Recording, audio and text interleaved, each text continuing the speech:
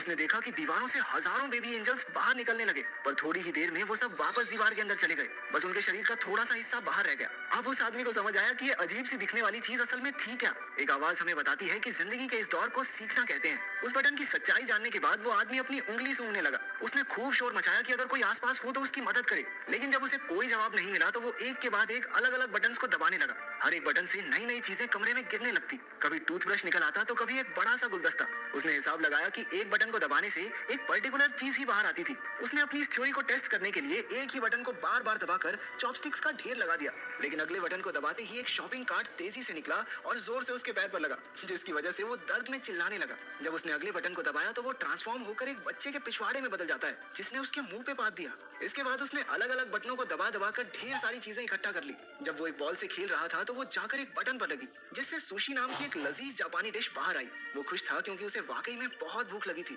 वो सोच रहा था कि सुशी के साथ साथ सोया सॉस भी मिल जाए तो मजा आ जाएगा, पर उसके बार बार बटन दबाने के बाद भी हर बार सिर्फ सुशी ही निकलती। तो वो चुपचाप जो मिला है खाने लगा। खाना खत्म हो जाने के बाद जब उसने और मंगवाने के लिए फिर से बटन दबाया तो अब की बार सोया सॉस की एक बोतल उसके सामने आ गई। उसने गुस्से में बोतल को दूर फेंक दिया कि जब जरूरत थी तब तो आई नहीं। अगला बटन दबाने पर उसे 3D चश्मे मिले।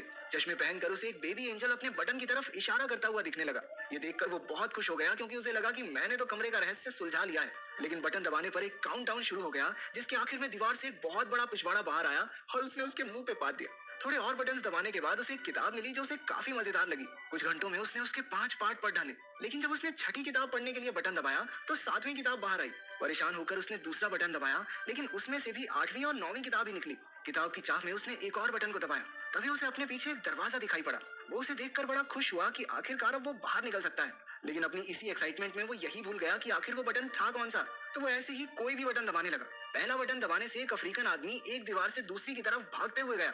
दूसरे वाले से उसके सर पर पानी गिरने लगा, लेकिन आखिरकार तीसरी बार में दरवाजा खुल गया और वो जैसे ही बटन को छोड़कर उस दरवाजे की तरफ जाने लगता वो दरवाजा बंद हो जाता। कुछ देर ट्राई करने के बाद वो समझ गया कि जब तक बटन दबा रहेगा तभी तक दरवाजा खुला रहेगा। वो रनिंग पोजीशन लेकर उस बटन पर खड़ा हो गया ताकि जल्दी से दरवाजे तक पहुंच जाए, लेकिन इससे पहले कि वो वहां पहुंचता दरवाजा बंद हो गया। इसके बाद उसने बहुत से अतरंगी तरीके अपनाए, लेकिन किसी ने भी काम नहीं किया। उसने शॉपिंग कार्ट पर बैठकर भी जल्दी से दरवाजे तक पहुंचने की कोशिश की, लेकिन सब बेकार। इसके बाद उसने अपना दिमाग लगाया और एक गुलदस्ता उस बटन पर रख दिया, लेकिन वो इतना भारी नहीं था कि उसे दबाए रख सके। तो अब उसे गुलदस्ते को भरना होगा। उसने पानी वाला बटन दबाकर उसमें पानी डालने की कोशिश की, लेकिन पानी उसके शरीर के अलावा कहीं गिरता ही नहीं था। फिर उसने दिमाग लड़ाकर गुलदस्ते को सुशी से भर दिया। वो बड़ी मुश्किल से उसे वहां लेकर गया, लेकिन उसने गलती से वो गुलदस्ता एक दूसरे बटन पर रख दिया, जिसके बाद वो अफ्रीकन आदमी भागता हुआ आया और उससे टकराने की वजह से गुलदस्ता भी टूट गया। वो गुस्से और फ्रस्ट्रेशन में चिल्लाने लगा। उसने कुछ और छोटे मोटे पैंतरे लगाए, लेकिन दरवाजा हर बार उसके पहुंचने से पहले ही बंद हो जाता। फिर गलती से एक बटन दबाने पर एक रस्सी नीचे आई। उसने हिसाब लगाया कि रस्सी से झूलकर वो जल्दी से दरवाजे तक पहुंच सकता है, और ऐसा हुआ भी। लेकिन जब उसने दीवार के पीछे मौजूद दरवाजे को खोलने की कोशिश की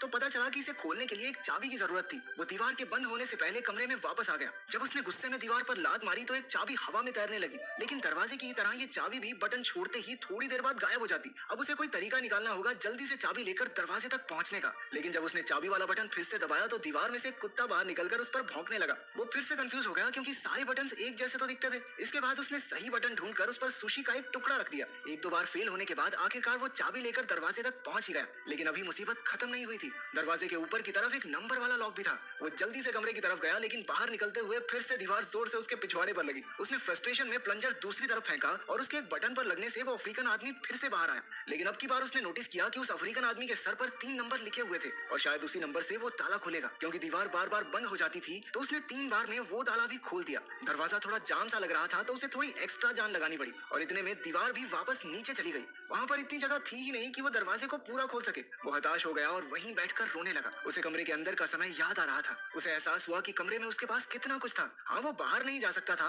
लेकिन जो चीजें उसके पास थी उसने समय रहते उनकी कदर नहीं की। अचानक अपनी बाईं ओर से उसे हवा का झोंका महसूस हुआ। वो उस नकली दीवार को खोलकर बाहर की तरफ भागा। वो पूरी जगह बिल्कुल एक जैसी थी। ऐसा लग रहा था मानो वो एक ही जगह पर भाग रहा हो। भागते भागते वो एक दूसरे कमरे में पहुंचा जहाँ रोशनी थोड़ी कम थी। उसके अंदर आते ही दरवाजा बंद हो गया। एक आवाज हमें बताती है कि जिंदगी के इस पड़ाव को प्रैक्टिस कहते हैं। कमरे में उस आदमी ने अलग अलग बटन दबाने शुरू कर दिए। किसी बटन से एक सिंगर के मुंह से गाते हुए आग निकलने लगी तो किसी बटन से रशिया के एक जादूगर का जादू फेल हो गया। तीसरा बटन दबाने पर चाइना में एक आदमी अपने ही कुत्तों पर भौंकने लगा। उस आदमी ने देखा कि पिछले कमरे की तरह इस कमरे में छत नहीं थी, बल्कि ऊपर से रोशनी आ रही थी जिसमें एंजल्स उड़ रहे थे। इस बार उसके दिमाग में बहुत अलग चीज आई। उसने बटन्स को दबाने की बजाय उन्हें पकड़कर ऊपर चढ़ना शुरू कर दिया। वो कामयाब रहा और हर बटन के दबने से दुनिया के अलग अलग कोनों में कमाल की चीजें होने लगी। कहीं फूल खिलते तो कहीं कोई हाथी फिसल जाता। जैसे जैसे वो ऊपर जाता गया तो कहीं टोस्ट बनने लगे तो कहीं इंसान चांद तक पहुंच गए। जब तक वो ऊपर पहुंचा उसकी दाढ़ी और बाल बहुत बढ़ चुके थे। अब उसे दीवार पकड़ने की जरूरत नहीं थी, वो भी बाकी एंजल्स की तरह हवा में उड़ता जा रहा था। एक आवाज उन्हें बताती है कि उसने अब भगवान का दर्जा पा लिया है और अब पूरी दुनिया उसके हिसाब से चलेगी। आखिर तक आते आते उसके चारों ओर सफेद पंख उड़ने लगे जो उसे आखिरी कमरे तक ले गए। इस कमरे की दीवार पर पूरी धरती का नक्शा बना था और वहां अब तक का सबसे बड़ा बटन भी मौजूद था। वो उसे दबाने के लिए आगे बढ़ा और स्क्रीन